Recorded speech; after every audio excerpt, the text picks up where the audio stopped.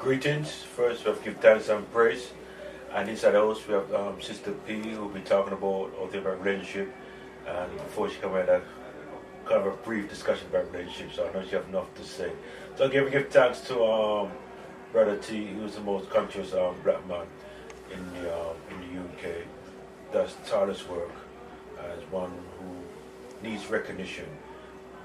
So I don't want to know, my sister. Let me shake your hand first. Give time. All right? Yeah. Okay then. So I know you was talking earlier on with Sister Shakira about your relationship and with Brother T. Let's go straight to the chase. Because we want to squeeze much information out to you, right? Because you're gonna ask, right? How do you find a good black man and a good black woman? Actually, I would just say everybody's a good person when you meet them. I could say I'm a good black woman, but you may have a different opinion. Okay then. But as we go on in our relationship, we will find out whether we're a good person or not. We're a good person. I like where you said that. Right. But you cannot judge you because you dress in a suit and you work in a nice office that you're a good black man. You could be an abusive black man dressed in a suit and going to work. So what we should always look at is each other's as person. And we're going to base our relationship from a person I don't know to another person that he doesn't know. And as we grow, our relationship should probably grow. Unless it's got other ulterior motive. Ulterior motive, okay. Yeah. So Sorry. It's really a question of really get to know that person really. It's to get to know each other's, like, I got to know you, I didn't know you before when we met, right? You seem a nice person, you still seem a nice person, but we still are friends. For what? A couple of years now, about 5 years or so. We're friends now. Yeah. So, in a sense, we have a relationship, but it's not a sexual relationship. We have a friendship relationship. So we understand each other's there. Relationship can go into different form again. That you have a relationship with your children, a relationship with your mom and dad, and a relationship with your friends. So relationship comes in different form. And then when you meet your partner, then you have a sexual relationship. Okay then. Let me bring up a subject. Subject. Shakira was talking about earlier on about sometimes you don't know when a man is genuine. That's the right word. I mean, how would you explain that? How would you advise someone like Shakira or others? I don't know. That's a hard thing again. Only you're going to find this out by talking, being together, sharing your thoughts. Not too much thought, because at first when you meet somebody, you don't want to go and give them the whole history of yourself too soon. Because you're giving him too much and he's not giving you that. So it's a share emotion. So he tells you about himself. Whether he's telling the truth or not, it comes down to when you meet the family. That's a good point. Because his family's going to say this to you. No, he hasn't told me this yet. So you meet the family or his good friends. And those two are going to be the guide or the reference, if you want to call it that way, that introduces you. But if he doesn't take his other parents or his family, he's not really serious. He's not really serious. Okay then. Well, his family doesn't really have a good relationship with his He must have a good relationship with somebody, a friend. Yeah. Okay, I understand, but I was thinking about his parents. He might have a good relationship, or anyway. But I see what you're saying. But I think you're right in saying that you need to meet either family or must have some friends who's close. Yeah, somebody. Yeah. Who can go from, because it's not like when you apply for a job they ask you for your reference. Can you get me a reference? Yes, I can. When you meet a guy, you can't say to him, can I get your reference? So his reference now that you would get from him would be his family or his best friend. Yeah. Well said. Well said. As you know, we've been talking a lot about abusive relationship. And we put an event on the 28th, talking about abusive relationship. We have a panel. What's your spin on your thing about abusive relationship? How do you see that? Again, I thought about that when we had a discussion on the radio last week, Wednesday. For me, abusive relationship would be I meet somebody, I'm going out with that person, and either he keeps pushing me or something that would then tell me, what are you trying to do? Are you trying to beat me up before I get to know you? Or something? Because relationship abusive come in a lot of different form, right? So when these women say, I've been in an abusive relationship for years, what were they doing? Were your eyes covered and your ears covered, you know, like the monkey? I can't see, I can't feel what you're doing to me. Because you see the signs are there. I could not have been in a relationship with somebody and they're constantly saying, I love you, baby, but you punch me. Or, I love you, baby, but you squeeze my hand, you make my wrist hurt. What is that love? Do I do this to you? Why do you do this to me? Right? And then the second thing you're going to say to yourself, I did not brought up in an abusive family. So my brothers and my sisters and my mom and dad did not do this to me. Is this what I want from another person, to love and care for me? Because we're all looking for this one thing. Love. Right? Not to be beaten, not to be kicked. Yeah. Secondly, when he makes love to you, how rough does he do it? And how quick does he do it? It's not what I want. That's not love. So there's lots of little things. Yeah. When I hear people say, I've been I've been in an abusive relationship for years and I couldn't come out of it. So what? You don't go out for shopping? You don't take the children to school?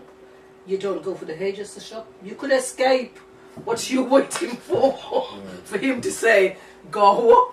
You're a dog. If you kick a dog too many times, what does a dog do? He walk away.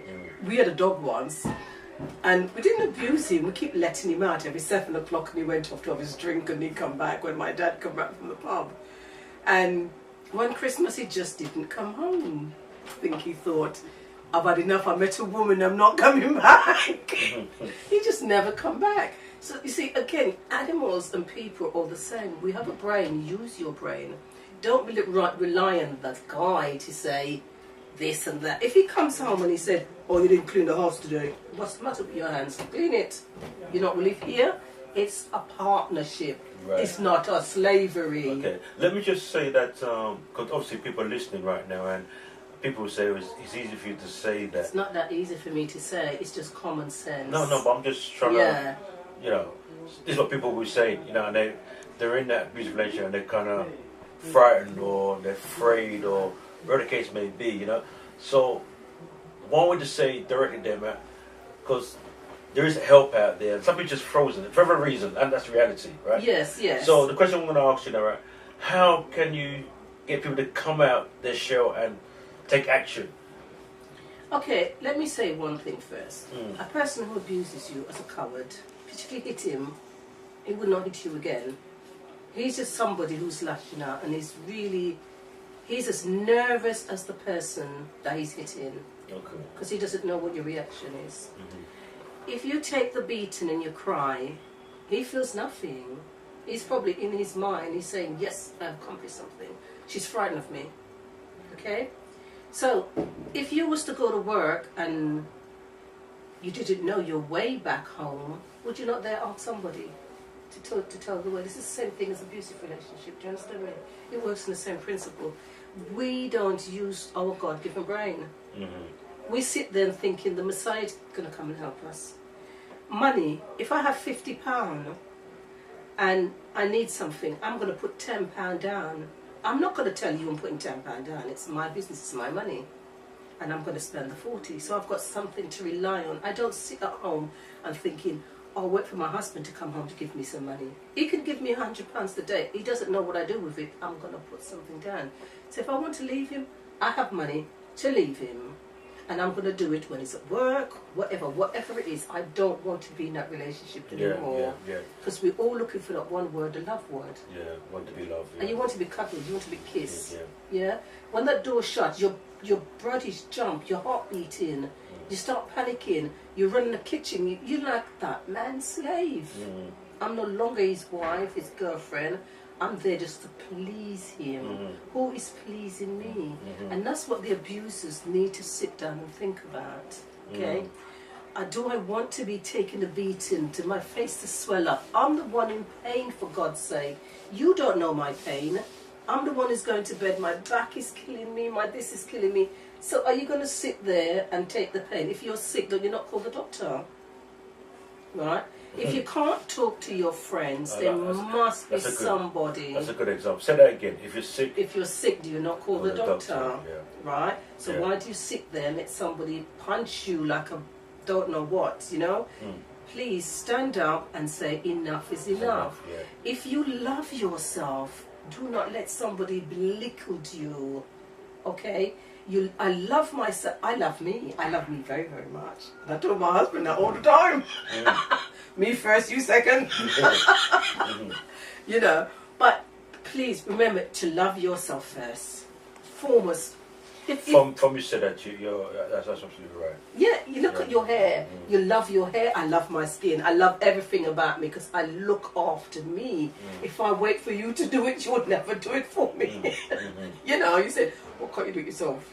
Do you understand me? So you've got to think of yourself first and foremost. That's what it is. In a relationship, in whatever you do, work, relationship, going to the shop, anything. Always think of myself. How do I look when I go out my house? I want to look good. So you go out and you don't have to put on your bestest clothes. You just need to look good. If you're thinking you're putting a few pounds like me around the belly, I started a gym. And then you do little things like that and laugh a lot. Do you understand me? Yeah. Laughing is good. It takes the thing, the tears, everything away from you, even if you're depressed. Think of something to do. Look in the mirror and ask that lady, did I tell you I love you today? She's not going to answer. You know, sometimes you look back at her, you think, I don't know you. You're not me. But little things like that, do you understand? If a children is being abused, they can't run away. They run and hide. Yeah. Right? If an adult has been abused, she sits there and wait. Why? Do you understand? Yeah, So, no. I like the point you made, and I'm glad you made that point there because, you know, there's people out there, men and women, you know, who's been abused, and they're probably shy, shame, fright, whatever the case may be. The fact that you're speaking with so much power, conviction, gives them hope, and that's what we want to. And don't just sit there and take it. Remember, if this person doesn't love you today, somebody else will love you. Truly, somebody else always will love you. And if you go out, even if you go out and walk, you know me, I feed everything. My garden is like a zoo. I feed everything. One moment. Yeah. So, next question would be now, right? And it's a kind of a question where everybody want to hear answer this question. How do you deal with someone who's been cheating?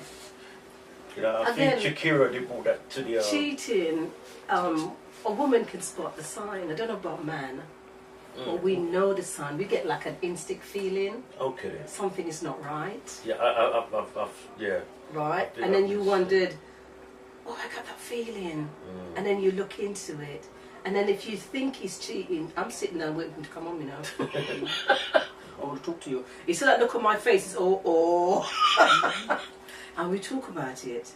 But if he's going to keep lying and cheating, then I'm going to have to say, it's not going to work. It's not going to work, yeah. Definitely. Because if people are afraid of being alone, do never be afraid of being alone, because you're not alone. God is with you all the time. You know?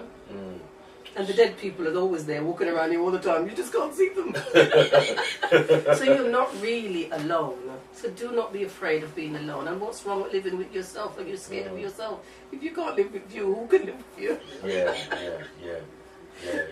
You know? I like what you said there. So it's really just, you know, I think it comes down to accepting yourself, because one of the things is that, as you said, that we're afraid to be by ourselves. Yeah. And we always want to be someone with us. And sometimes, because we don't want to be by ourselves, we accept any kind of nonsense. We don't want to be by yourself. We don't want to be lonely. And all but remember, you were born alone. Alone, yeah. When you die, they don't put you and your partner in the same box. They put you alone in the box and put you in the ground.